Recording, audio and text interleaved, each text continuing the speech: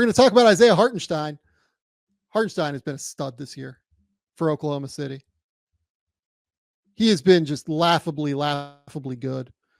Every single thing that we've gotten a chance to see, or that we wanted to see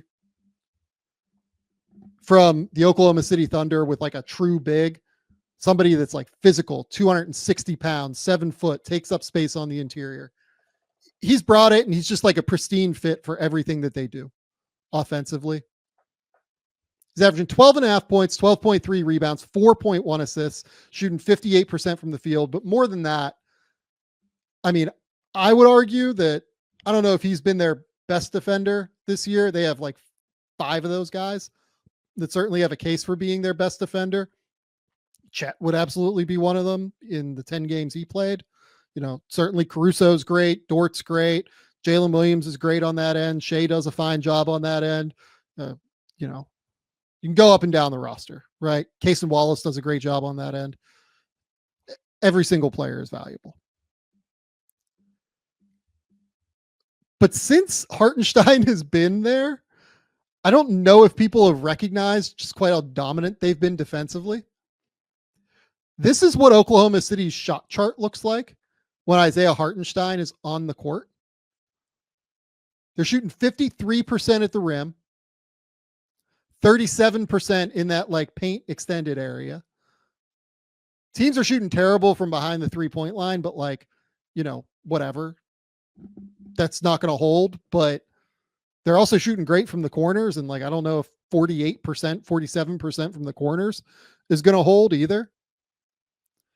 Beyond that, I feel like he's also forcing a bit more of the like, you know, shorter mid-range area shots as well, just through his sheer presence, something that we're going to see a lot of whenever we go through this tape and he's breaking down Alperen Şengün and forcing Şengün to stay farther away from the rim than what he wants.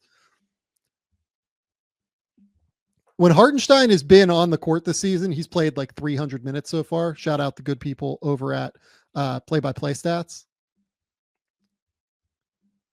Oklahoma City's giving up 100.97 points per 100 possessions. It's absolutely ridiculous right now in the NBA. It's absolutely absurd in every way, shape, and form. That's like 5 points better than the Houston Rockets, who are in second currently. That's 9 points per 100 possessions better than the Los Angeles Clippers, who are in 7th right now defensively. It's insane how good they have been when Isaiah Hartenstein is on the court so far. So let's dive in. Let's talk about defense. Let's talk about the offense too, because I think he's actually been quite useful offensively for them, just in terms of the passing and playmaking. You can use him as a hub kind of out in the front in a real way as a passer and playmaker, and he can make decisions at a super high level. So let's talk through it. So this possession here, Şengün going to get the ball at the elbow, pump fake. And Şengün's a strong dude, guys. Like, Şengün is a physical dude. When he puts his shoulder or his elbow into you, typically those dudes move back. Like, Chet Holmgren would move back if Şengün does that. Hartenstein does not. He's an enormous human. He does a great job of kind of working his way through all of those fakes too. And just getting that contest while staying down on the ground even, right? Like, that's an awesome contest without even jumping. This one gets another contest there at the rim. Perfect. Absolutely perfect. They get the rebound. They finish out the possession. Now this one, we're in drop. Look at him playing his angles here. You could say that, like, okay, maybe Fred has an angle to the rim here, but if Fred accelerates, Hartenstein's going to be able to close out that angle pretty easily, which is what he does. And because he was up there early, he was in a really good position to be able to recover back to Şengün here on this little pocket pass. And again, because he's there, and because the last time Şengün tried this and tried to put his shoulder or his elbow into him, he didn't go anywhere. Şengün just decides, all right, I'm going to go up for this floater. And he's not great at those shots. He's just not very good at these kind of opportunities. He is not excellent at making floaters, as we've seen throughout the year. So that's perfect. You'd love to see Hartenstein get the rebound. He's been a great rebounder this year. Again, this one, Şengün tries to back him up. Doesn't really go anywhere. They send the double. End up being a turnover, right? This is the kind of defense that Oklahoma City did not have with Chet. Like Şengün tries to push him back. Good luck, man. That dude's 255 pounds and he's physical as hell. Completely cuts off the angle. Perfect. Defensively, again, does a great job kind of navigating that screen. Gets out in front of Şengün. He's basically the ball screen defender here. He has to figure out, okay, I have to get back in front of Şengün. He does a great job getting around this screen here. Beats him to his spot. Even though he's moving, he still is strong enough at walling up and being physical through his chest to be able to stop Şengün from getting where he wants to go. Then, obviously Oklahoma City swarms, 1, 2, 3, 4, right there.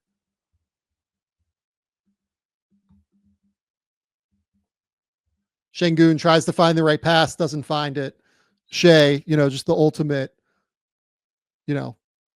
loose pass vulture in the league right now. It feels like goes and gets it with his 7-foot wingspan. This one, Hartenstein kind of setting up for a little screen here for Shea to come and get the ball. Ball gets picked up. He realizes that Jalen needs an outlet. So he just flashes to the elbow here. And now we're going to get into the patented Isaiah Hartenstein shot, the floater. Just not many guys in the league that do the floater quite like Isaiah Hartenstein does. I'll pull up the numbers. We're going to get a lot of them in this game. But on a per game basis, he does this, it feels like so often. He's taking 4 floaters a game right now, which is a hilarious number. And by the way, he's making 58% of them, which is an obscenely high number on these shots. Like he is literally in the top 10 percentile, despite the fact that he's taking them on this high of a number of his shots. Like he is taking basically 4 floaters per game. He's taking 9.5 shots per game. So basically 40% of his shots are that like goofy floater, and he's making them at a 58% clip. It's insane. So here, again, ball screen defense, does a great job not letting Şengün get behind him. This is just textbook ball screen defense. Not another way to put it. So screen here. He's in drop. He knows his angle. He knows his speed. He knows how he has to get back to Şengün. He knows how much space he can cover when. Look at him just drop his hip here and turn and go to cut off Şengün's angle. Walls up, gets in front, forces the miss. It's perfect. Absolutely textbook. So here,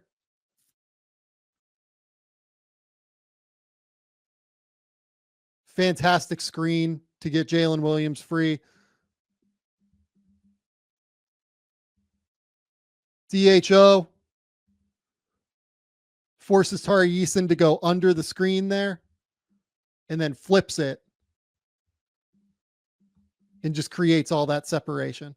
It is hard to screen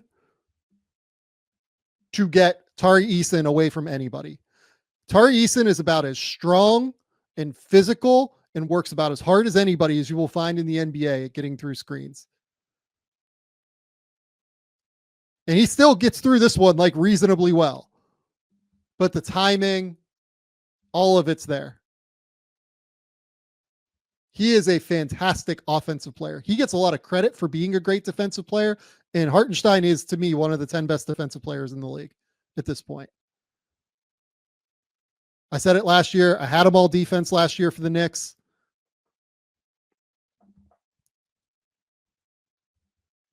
But man, the offensive contribution here is huge. And this was his best offensive game of the year. Let's be clear. I think he had 23 points, 21 points, something like that. But it's the passing, the playmaking, the floaters, the ability to screen, all of it. Like, he moves incredibly well. He crashes the offensive glass. Like, he is averaging 3 offensive rebounds per game. He's just something so incredibly valuable for them. This is why he's worth $30 million a year. He gives them something totally different that they didn't have. And this is a team that has real title aspirations. They are them in Boston. They're the two teams. That's what I said in the preseason. It's what we've seen so far in the regular season. It's them in Boston and everybody else right now. And in part, it's this guy that's bringing everything up. And then I'm excited to see what they do with him and Chet Holmgren. I don't totally know yet. So here, again, shows a little bit higher against Jalen Green here. He sees Caruso just get absolutely crushed by that screen from Amen. I mean, Amen was fantastic in this game too, but he knows that Caruso has to try and have some time here to recover. But here's the other thing too. He knows that if he goes out high like this to give Caruso some time to recover, he also knows that he's going to have Isaiah Joe or whoever is on the back line of that defense tagging. And as soon as Caruso gets back, he's going to be able to recover because he knows that somebody is there. And that's just good defense. Oklahoma City is about as well drilled defensively as you will see in the league right now. In fact, I would argue that they are the best defense in the league. Stats back that up. Everything backs that up at this point. He goes and gets the rebound too, by the way. Again, screen, roll, perfect. AJ Mitchell just goes and throws it up. Look at him time this thing. Kind of hangs out here for a second. Makes Şengün and Eason commit. And then he rolls hard.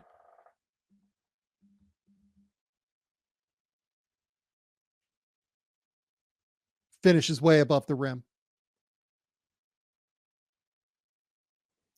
This one, I don't know if he had any assists. He might have had like 1 assist in this game or something. I'll kind of look up the game log as we go. But watching the tape, I didn't feel like he had a ton of assists, but he had a ton of sharp passes in this game. Just looking through, he had 2 assists. But this is a great pass here to me. So short roll, Dort finds him, and he has a plan as soon as he catches it, right? He sees that he's got 1, 2, 3, 4 defenders here. He knows that Cason Wallace has to be open on the wing. Has to be open. Houston doesn't have enough bodies to guard. Perfect pass. Cason just misses, right?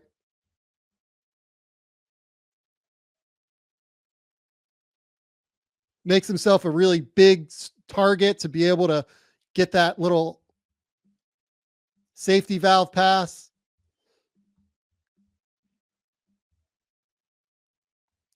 I love Lou Dort here recognizing that he knows this ball is going to go to Hartenstein. Again, 1, 2, 3, 4, 5 defenders there below the restricted area, basically, for Houston. I love that little pass fake there. He knows where he's going with this ball immediately. But he throws this little pass fake here to try and freeze Fred VanVleet.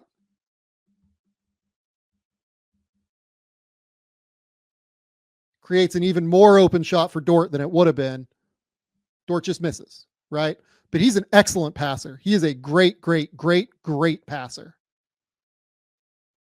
So Hartenstein again, screen. What are we looking for? Cutters. Who's going to come? Okay, nobody. I'll just drive and attack Şengün. I'm going to miss it. Okay, fine. Look, it's not super easy for him to like get to the rim, right? And this is good defense from Şengün. He does a great job here, contesting high, making sure he goes and cleans up the rebound.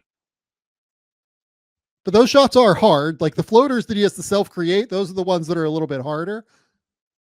He's like a 12 and 12 guy. He's not like some superstar center. But I would argue that he is a star in his role. So again, short roll, release valve. When you have somebody like this guy,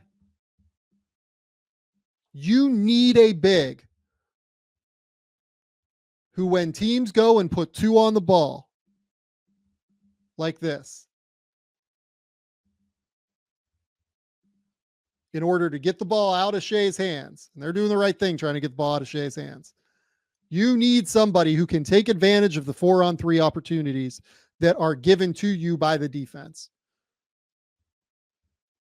And by 4-on-3, we mean 1, 2, 3, 4 versus 1, 2, 3 defenders. So what does Hartenstein do here? Puts his head down, drives, just elevates over the top of Dylan Brooks. Let's say that Fred decides to, instead of stunt, really commit here. That ball's just shooting out to the corner, right? He is an immensely valuable player for Oklahoma City. This one, cut, beautiful little scoop pass there. Doesn't end up resulting in anything. But like bigs don't make those like little interior passes like that either. I love this. I love how he just kind of creeps around, finds those little creases. He's such a smart cutter, uses space super well. Dribble. Just that little interior scoop pass. That's hard. This dude's 7 foot tall. Doesn't result in anything. But then you see him again. Gets leverage on Amen Thompson. If this ends up being a miss here by Shai Gilgeous-Alexander, he's got Amen boxed out and he's going up for a tip dunk here. He just moves so incredibly well without the ball. And with all the spacing they have, it's even more weaponized. Great screen here. Rolls to the rim. Rebound. Perfect. So screen. Fred gets clipped. Wallace is going to go this way.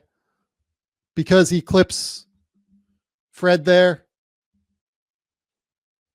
Wallace does a great job of pausing in this area, letting Fred get back, and then making like a sudden movement towards Şengün.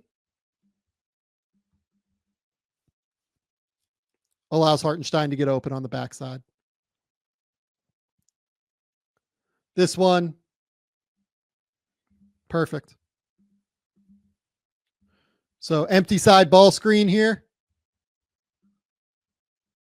He's high, knowing that Fred's a pull-up threat.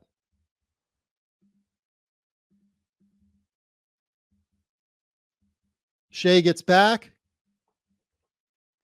Because he's all the way on this side, Lou Dort scrambles over. That leads Şengün to cut.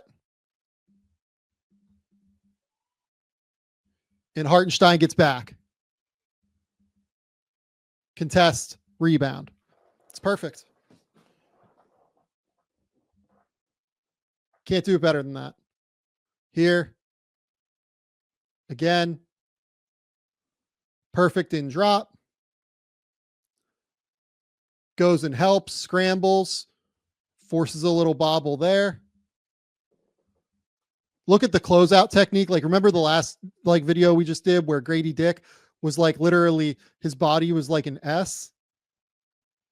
Compare that to this. He's back on his heels. He's ready to use his length high if he has to. But he's also got his weight underneath him. to be able to, hey, if Dylan Brooks attacks this, I can drop and I can actually stay in front of him. It's perfect. Technique is perfect across the board. Then he goes down and forces that. Again, I mean, he's just not letting Şengün go anywhere. He's an unbelievable post defender. He's an unbelievable drop coverage defender. He closes out well. He communicates well. It's all perfect, right? Like, good luck getting through this big 7-foot dude who has a 255-pound frame and long arms.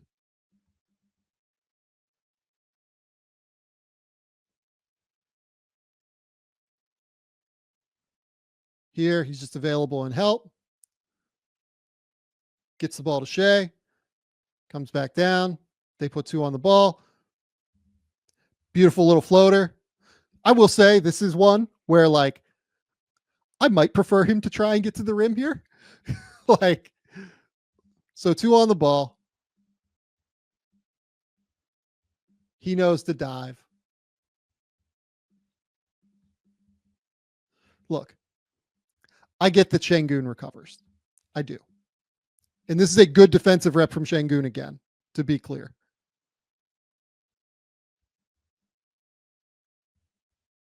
But I think so highly of Hartenstein that with 17 seconds left on the shot clock,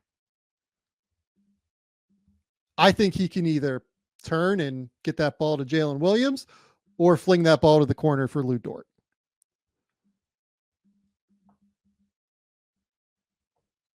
He makes 58% of these. So, like, in theory, I guess this is an effective shot.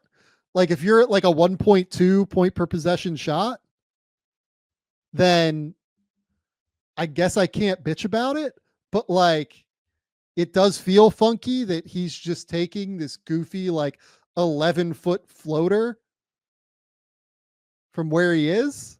Maybe this is something I just have to get over. But I don't know. I feel like I would like to see the kick out for the 3 there. And he can sometimes get a little too reliant on the floater, I think.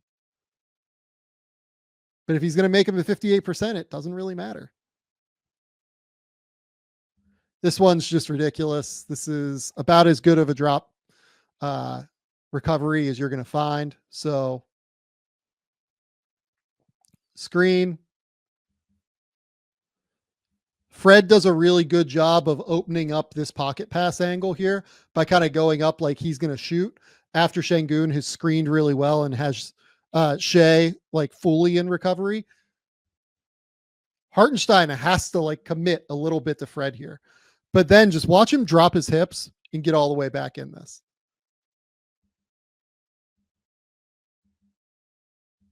That's not normal. That's what makes him like, he is a drastically underrated athlete at the center position, I think. Like, I get it. He looks like, you know, a big lumbering dude, right? He's 7 foot, 255 pounds. But dudes that size don't really flip their hips like that all that often, especially when they're as wide as he is. And he's just able to get back and recover. And look, like, Jabari makes this shot. It's a great play from Şengün to hit this corner kick out. But that's good from Hartenstein.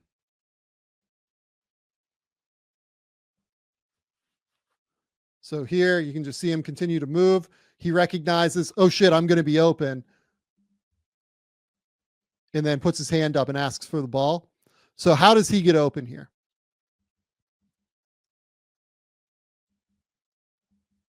So to me on this play, Şengün is responsible for him. Amen is responsible for Caruso. Amen steps up to cut off this drive after Brooks gets beat. Tari flashes up. I would personally argue that one of Thompson or Brooks has to X out. Given the way they're positioned, Most of the time, it would be a men.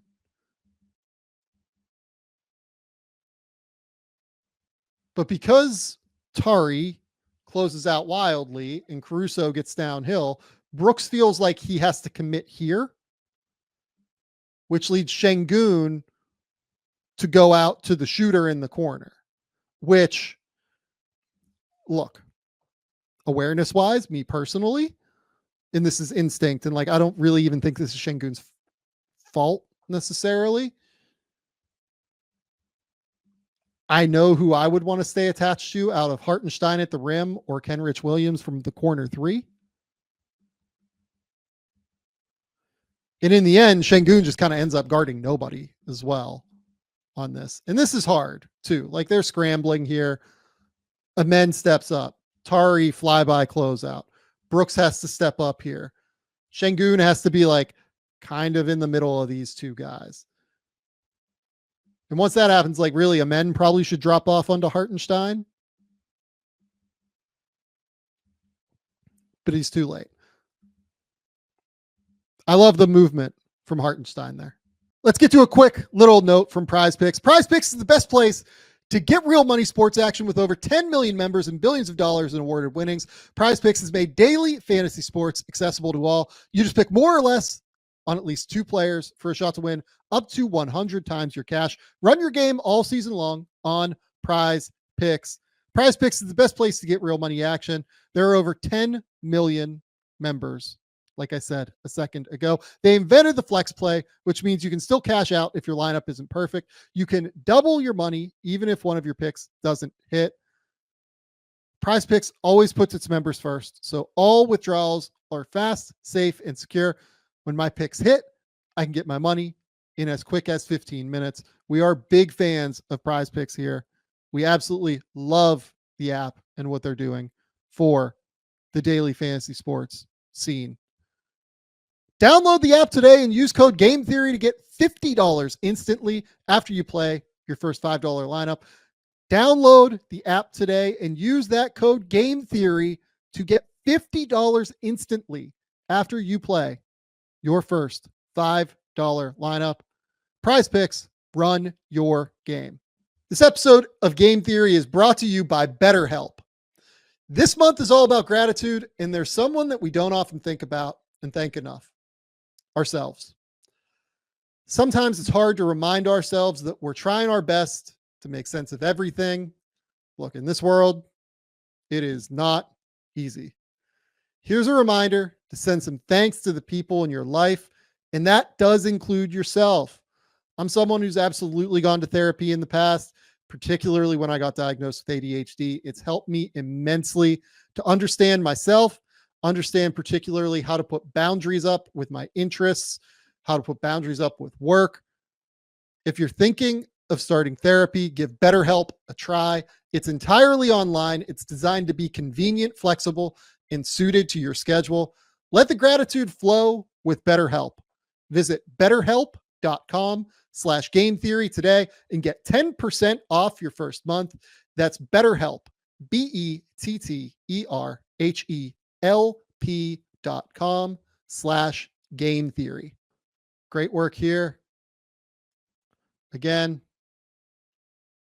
you can see him like telling his teammates where to go too. That's also what makes what he does on the ball like really, really fun. So he goes up, sets this little like pseudo step up screen. This is like a late developing stack pick and roll action where Isaiah Joe's coming up. He's rolling down hard to the rim. He stops short, recognizing that Shea is driving and he doesn't want to bring his defender toward Shea. He also right now is sealing Fred in case they can get the ball up to Isaiah Joe for a wide open three, knowing that Isaiah Joe is a 45% three-point shooter, probably. Fred gets back out.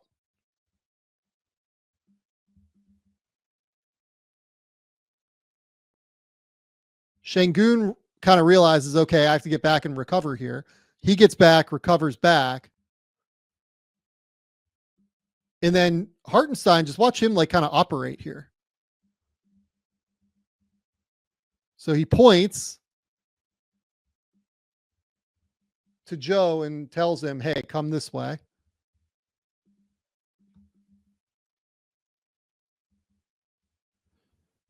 Hartenstein steps out. Jalen Williams acts like he's going to go take a dribble handoff and then cuts back door. And Hartenstein just hits this perfect little pocket pass here. Good defense there from Şengün again.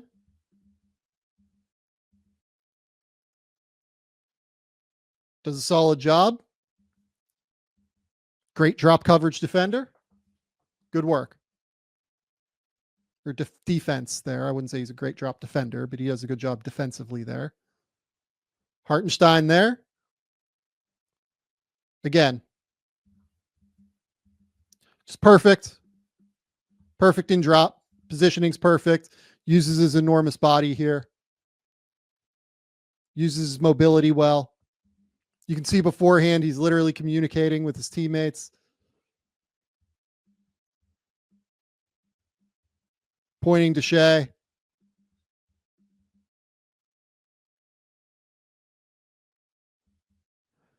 With what he's saying there, I think that he's literally telling Shea, be available to tag early because I'm going to go up high with 6 seconds left on the shot clock in case Fred tries to take an early shot.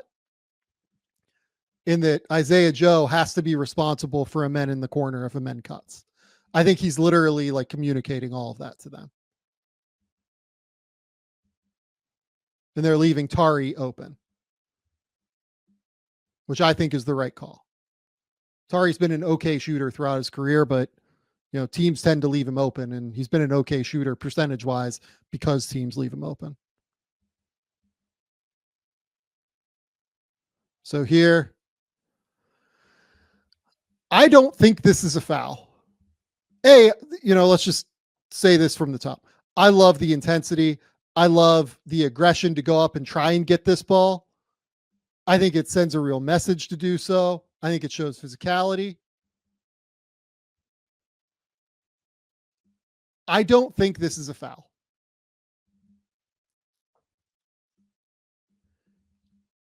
He leaps from here.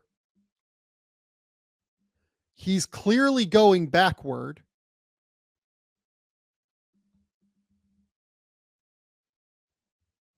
Jabari's wrist hits his wrist, which is what makes this look like a foul. Because it looks like his arm comes forward or his hand comes forward a little bit here.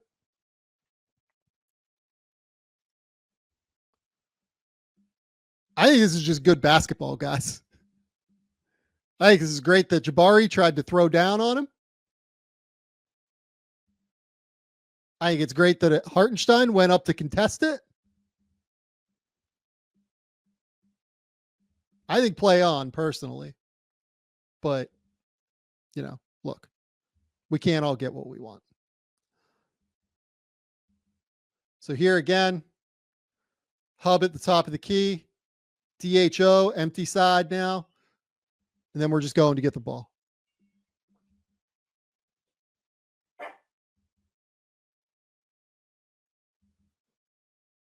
Empty DHO.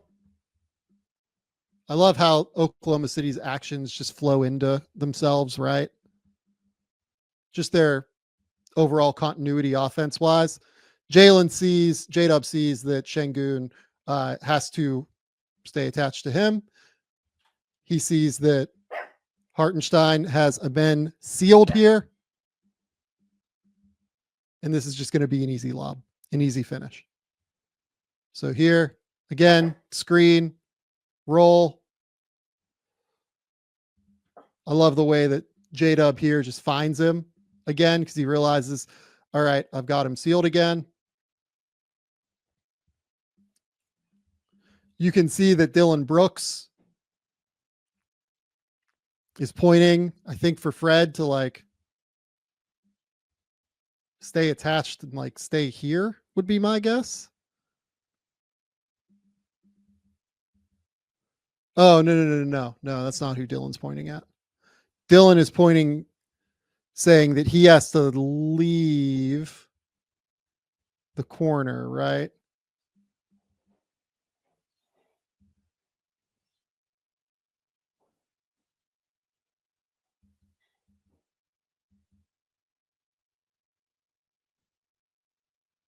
Sorry, I went too far. And then this one. So Dylan is saying that he has to stay attached to Shea, which means somebody's going to have to come down to the corner. I think he's basically telling Fred, at some point, you're going to have to get to the corner here.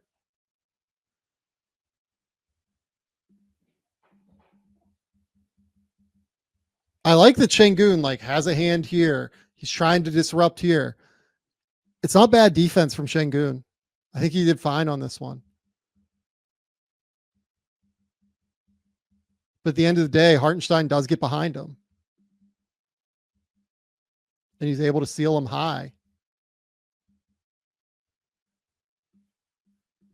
Really what happens here is that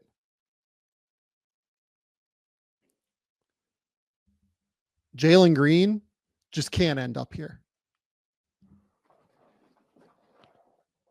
Jalen Green just puts Şengün in like a disastrous spot. There's nothing that he can really do about it. Finishes. And then this one, I mean, he's just kind of cooking now.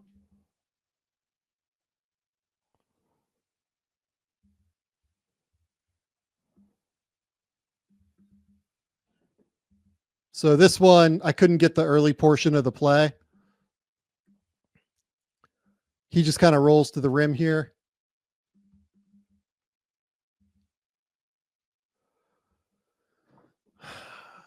Why Dylan leaves him? A man wide open at the rim. We'll never know. I don't think we'll ever know the answer to that, unfortunately. Really, it's the double Shea, but I mean, Jabari's doing like a pretty decent job on him.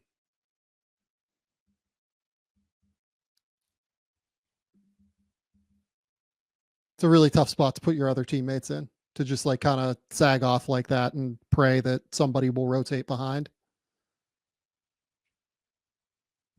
So, and then here,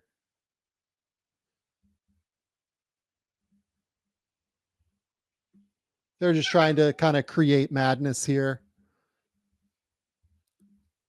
Jalen comes off of Case and Wallace to try and double the ball. Şengün has to kind of come here to Case and Wallace. Once that happens, he's responsible here for 1-on-2. I mean, I don't think there is a defender in the world that can cover all of that space there that Şengün's being asked to guard whenever they decide to double here. Having said that, if you're going to do this, and if you're going to be responsible in a 1-on-2, you can't lunge for the ball like that, even if you're 2 minutes left in the game and you're trying to go for a steal. You're just putting your teammates in disastrous situations. And there's just absolutely no time for Jabari. Once Hartenstein relocates to this side of the court, it's curtains. There's just no way. There's no way to get back. You better be damn sure you can get home if you're doing that. So yeah, look, Hartenstein in this game, he goes for 21 points, 8 rebounds, 2 assists, 9 for 12 from the field. Was fantastic. He was just elite.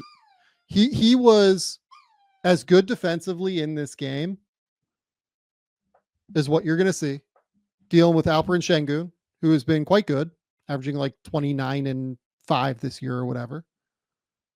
And then on top of it, he himself goes for 21 and holds Şengün to like 5 of 16 from the field. He is about as perfect a big man as you will find in the league for a winning situation. Hartenstein's just really good, guys. He's an excellent basketball player. And the Knicks could use him. They know it, I'm sure. but they didn't have the wherewithal or the ability to pay him $90 million a year. Oklahoma City being able to pay him $90 million a year is a function of elite level cap management and drafting and asset management from Sam Presti. There's not really another team in the league that would have been able to pay him $30 million a year and still have normal, cap sheets that work and make sense. It's a credit to Sam Presti and those guys that they were able to pay $30 million for a guy that frankly is like important to them, but was a luxury for them in the offseason. A guy that they really, valued clearly and could help, knew that could help their team.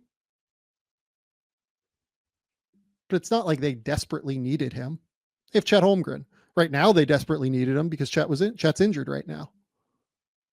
But it would have been very easy to recognize that Oklahoma City could have gone a different direction with their $30 million in cap space.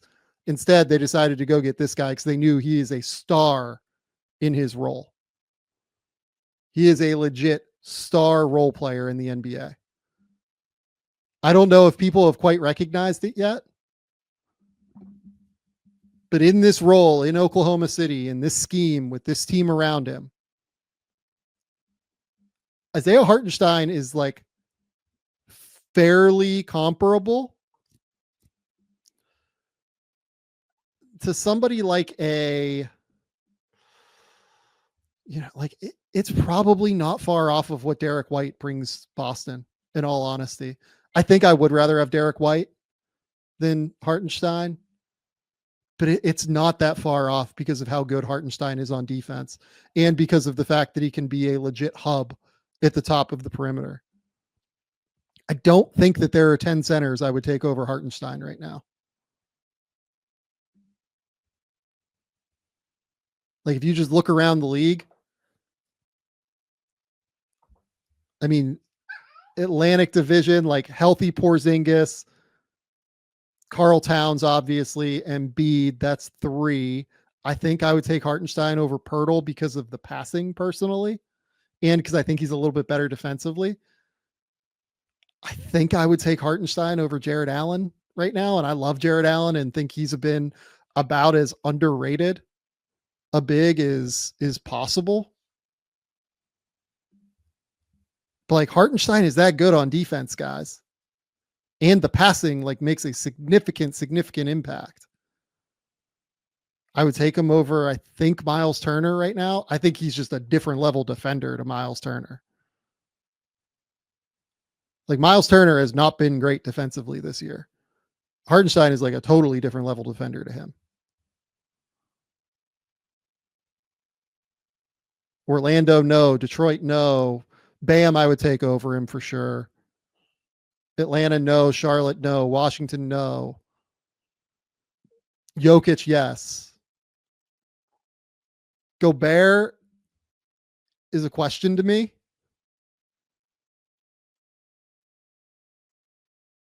It's a question at least. I like what Gobert can do defensively. I think Gobert is probably a better defender.